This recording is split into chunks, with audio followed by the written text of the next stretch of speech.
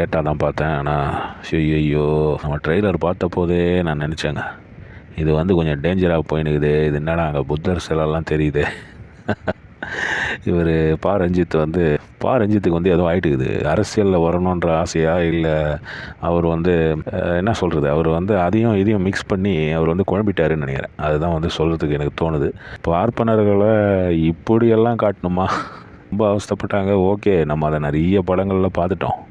அதையே வந்து திரும்பி திரும்பி ஜவு மிட்டாய் மாதிரி போட்டு இழுத்தா அது பார்க்கறதுக்கே நம்மளுக்கு ஒரு இரிட்டேஷனாக இருக்குல்ல. டேய் என்னடா இது, திரும்பி திரும்பி இந்த கதையாடா அப்படின்ற மாதிரி கேட்க தோணுது.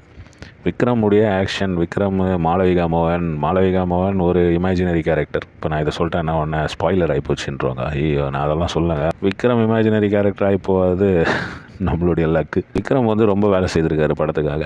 இந்த படத்துலேயே வேலை செய்தது 2-3 பேர் தான் நினைக்கிறேன் என்னுடைய ஒப்பீனியனில். ஒன்று விக்ரம், இன்னொன்று ஜிவி பிரகாஷ்.